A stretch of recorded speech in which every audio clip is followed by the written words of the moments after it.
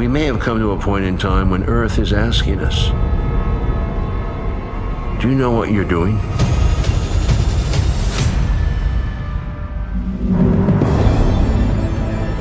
Most of our power still comes from burning gas and coal, and the amount is going up, not down. If we do not cut carbon emissions by nearly 100%, the world will suffer serious damage. This is an even bigger problem than we thought. The answer to solving climate change is very straightforward. What's the best solution in your mind? Largely nuclear. Nuclear. Nuclear. Nuclear. We've been trained from the very beginning to fear nuclear power. The very thing that we fear is what may save us. What's scary is not the same as what's dangerous. Coal is dangerous. More people die from coal in a couple of weeks than have ever died from nuclear, which is all from the one accident in Chernobyl. First question is, what about the waste? Nuclear waste is nothing compared to climate change. Once you understand it, people have a better sense of not being afraid. We have to provide clean, affordable energy to the world. In general, we need to move faster. We do this for our families, we do this for our kids and those generations.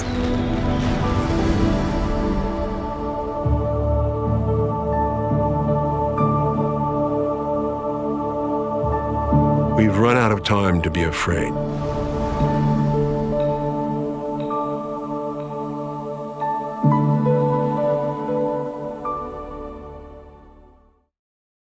He's brought us JFK and Nixon and classic films such as Platoon and Wall Street. Now Oscar-winning director Oliver Stone is taking on an unexpected topic, atomic energy. His new documentary is Nuclear Now. It's inspired by the book A Bright Future, co-authored by American University professor Joshua Goldstein.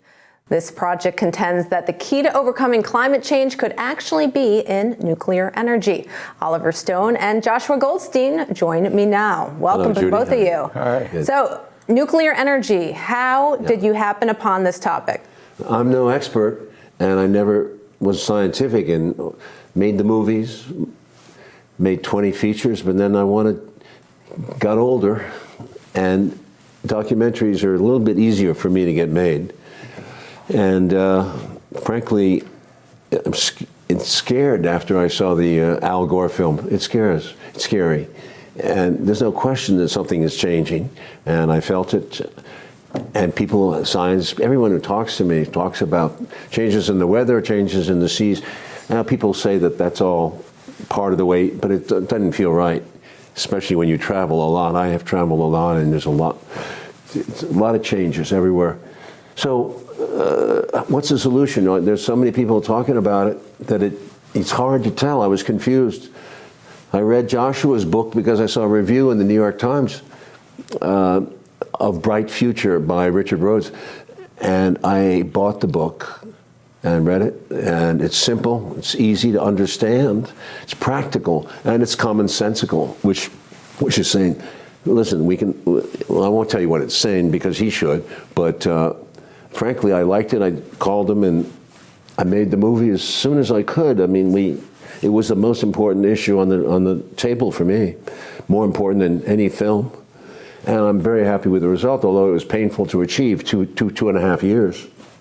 Mm-hmm. So Joshua, you get a call from Oliver Stone. Tell me a little bit about how that worked. Right. So I wrote the book because I had learned about climate change, and I'm a global trends person and a data person. So I did the math, and it's clear we need a lot of nuclear energy to solve climate change. There's just no other way to decarbonize quickly, and this is what France and Sweden had done in just 15 or 20 years, took fossil fuel off the grid, put on nuclear energy. So how could the world do the same thing? And then the book is great, and it's all full of facts and figures and graphs and footnotes. But the call from Oliver Stone is something entirely different. It has to be a film, it has to be emotional, it has to, tell a big human story. And so that's what we spent all that time trying to bridge between the technical side, making sure it's scientifically accurate, but then also to make it a film that will appeal to people and reach people beyond facts and figures, and reach the place where people are still afraid of nuclear power.